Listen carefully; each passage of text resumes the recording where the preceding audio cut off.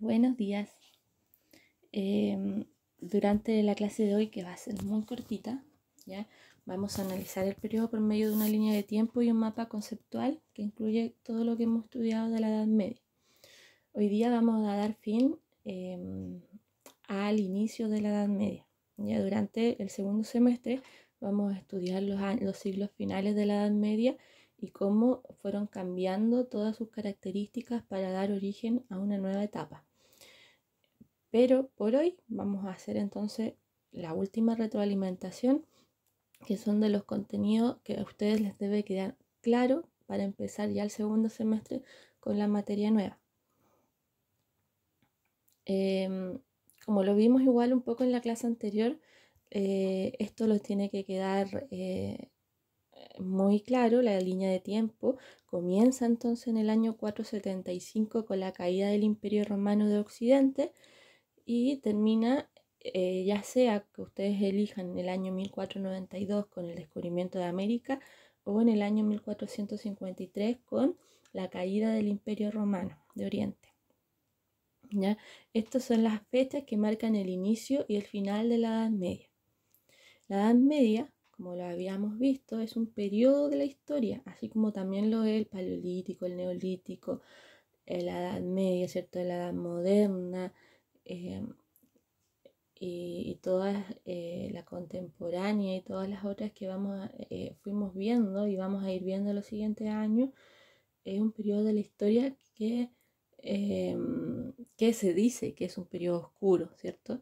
Se llama Edad Media porque está entre medio de dos grandes periodos, que es el periodo clásico y el periodo de la Edad Moderna.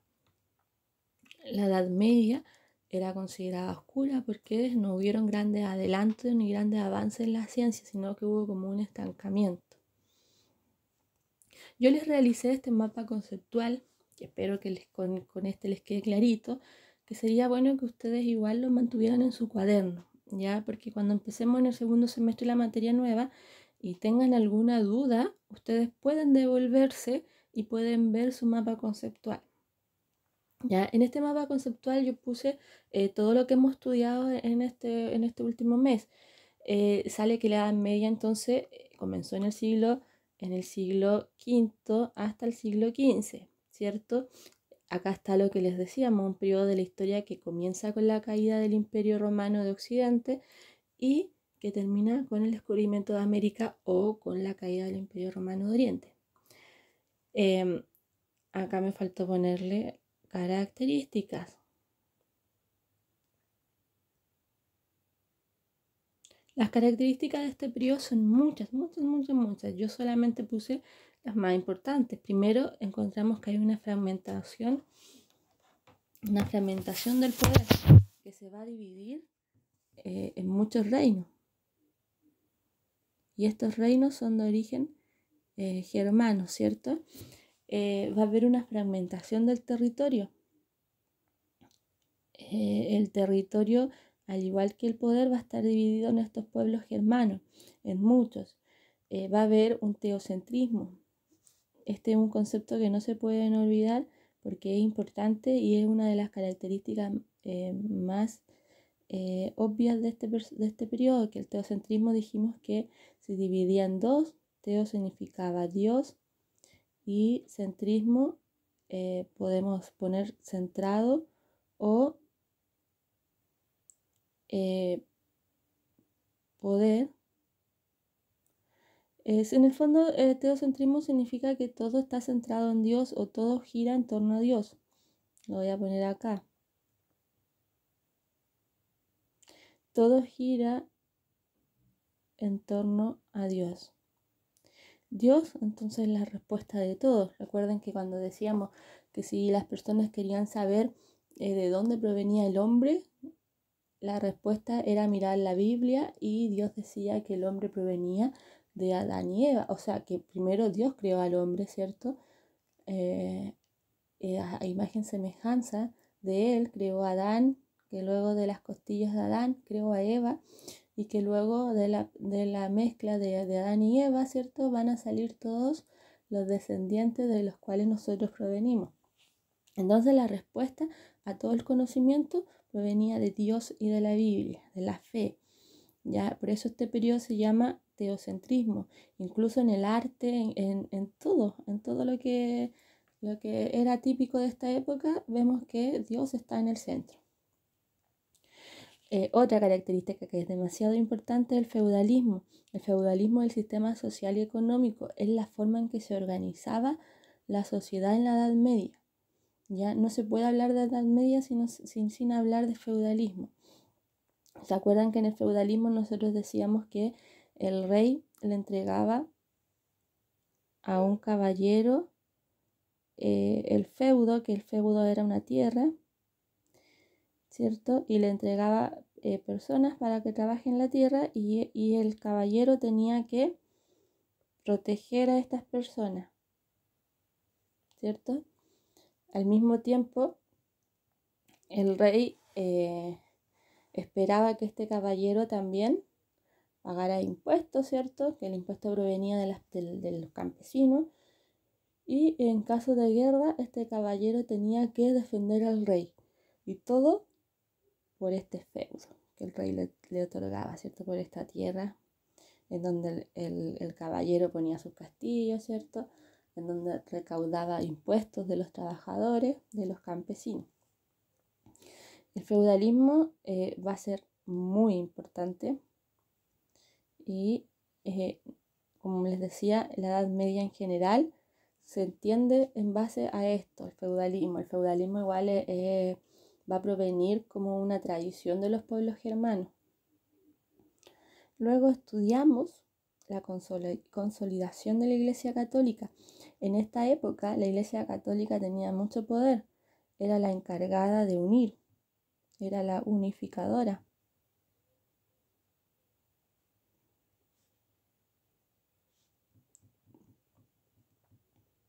¿Por qué era la unificadora? Porque decíamos que se fragmentó el poder y se fragmentó el territorio, ¿cierto? El territorio se dividió en muchos reinos germanos y todos estos reinos germanos eran diferentes entre sí, incluso hablaban diferentes idiomas, pero lo que tenían en común era que todos se habían convertido a la Iglesia Católica, a la religión católica, todos creían en la religión católica. Por lo tanto, el Papa era un personaje importante incluso dentro de los reyes. Así que la Iglesia Católica va a ser la religión más importante en Europa. Ahora, la Iglesia Católica, lo estudiamos, tiene ciertos roles dentro de la sociedad medieval. Tiene un rol político con la legitimación del poder. Cuando coronaban a los reyes, quien corona al rey es el Papa. No el Papa como persona terrenal, sino el Papa por ser representante de Dios en la tierra. Quien elige al rey es Dios. Por lo tanto, es el Papa quien lo corona. ¿Se acuerdan que cuando hicimos la tarea de la legitimación del poder y cómo va cambiando en las épocas? Dijimos que en la Edad Media el poder la legitimación era divina, ¿cierto? Porque en este caso era Dios quien elegía al rey. Luego tenemos un rol económico en donde la Iglesia Católica también va a tener mucha importancia. ¿Por qué? Porque va a tener incluso más dinero que algunos reyes. ¿De dónde va a reunir el dinero? Principalmente de los diezmos. Todas las personas que profesan la religión católica, la fe católica, en esta época tenía que pagar obligadamente el 10% de todo lo que ganaba, ¿ya? Entonces eran muchos millones de personas que tenían que pagar ese 10%. Y la Iglesia Católica con ese dinero empezó a comprar tierras, esas tierras le generaban más dinero y así empezó a tener más poder económico que los mismos reyes. Y también por lo que hablábamos sobre la venta de la indulgencia.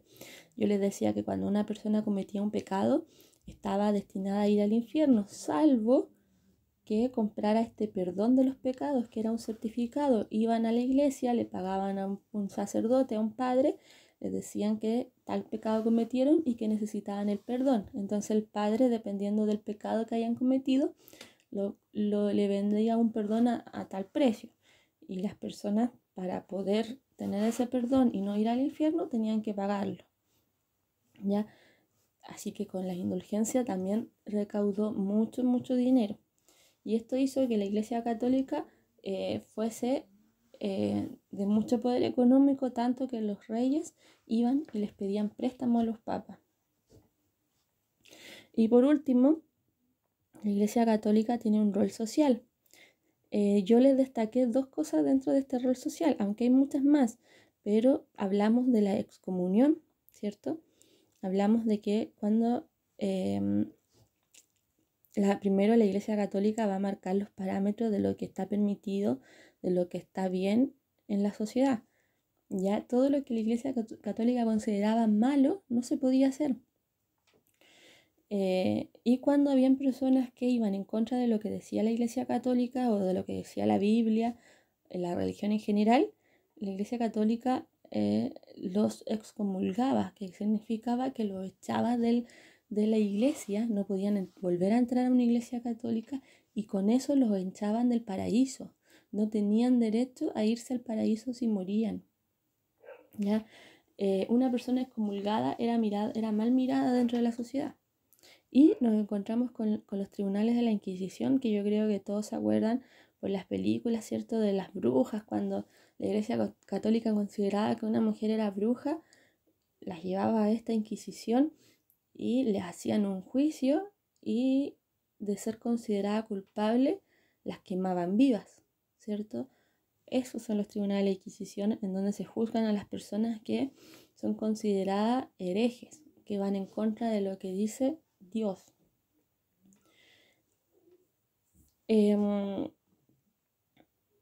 Eso es lo que estudiamos en este periodo.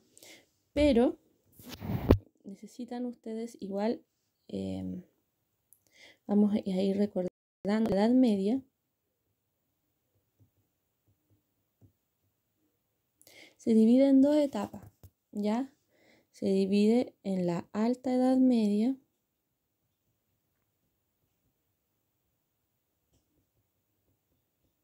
y se divide en la Baja Edad Media.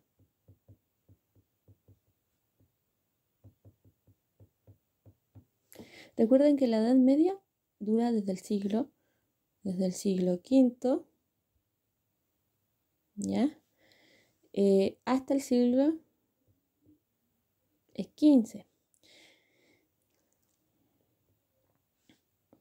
La Alta Edad Media va a durar desde el siglo V hasta el siglo XI, ¿ya? Ese es el periodo de tiempo que podríamos decir. Todo lo que nosotros estudiamos en este periodo está localizado acá. Estudiamos el feudalismo, ¿cierto? Estudiamos la Iglesia Católica o el rol de la Iglesia Católica.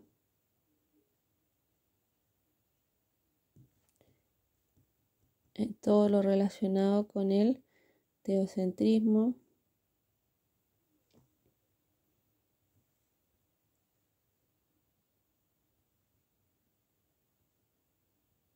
La legitimación del poder. Y las características en general. Todo lo que hemos estudiado son propios de la Alta Edad Media.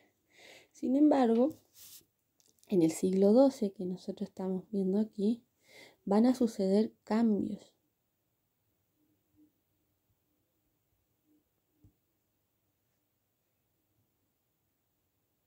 ¿Ya? Y estos cambios que no se van a ver de un día a otro. Por eso se ve del siglo XII al siglo XV. Son cambios que van a ir sucediendo de a poquito. La gente al comienzo ni los va a notar. Pero en el siglo XV, estos pequeños cambios que comenzaron a ocurrir en el siglo XII van a provocar que haya un cambio de época. Ya que se acabe la Edad Media y que comience otra edad que se llama la Edad Moderna. ¿Ya? Cuando ustedes estudien la Edad Moderna en octavo básico, que es el año en que se estudia, se van a dar cuenta que es imposible estudiar la Edad Moderna sin estudiar estos cambios que fueron sucediendo de a poquito desde el siglo XII hasta el siglo XV. ¿Ya? Una época no comienza de un día a otro. No terminó, no llegó el siglo XV y se acabó la Edad Media y comenzó la Edad Moderna. No, la Edad Media comenzó a acabar desde el siglo XII, cuando comenzaron estos cambios, comenzó a cambiar la Edad Media. Y en el siglo XV ya estos cambios ya habían sucedido y ya toda la gente era consciente de estos cambios, y entonces en el siglo XV los historiadores dicen que en el siglo XV ya comienza una edad nueva. Lo que nosotros vamos a hacer de vuelta, ya comenzando este segundo semestre, ¿cierto? Ya desde la otra clase, es estudiar la Baja Edad Media, ¿ya? ¿Qué es la Baja Edad Media? ¿Cuáles fueron estos cambios que sucedieron? ¿Ya? Y cuál es la diferencia entre la Baja Edad Media con la Alta Edad Media. Nosotros ya sabemos lo que es la Alta Edad Media, entonces ahora vamos a ir estudiando estos cambios que dieron paso a una nueva época, ¿ya? Así que chicos, espero que esta semana, que la clase fue cortita, no tenemos cierta tarea, esta semana, especialmente hoy día, se pongan al día con lo que puedan deberme a mí o a otros profesores, y ya la otra semana vamos a empezar, pero totalmente de cero, con el segundo semestre y con todas las pilas puestas, ¿ya? Ya chicos, que estén bien, se cuidan.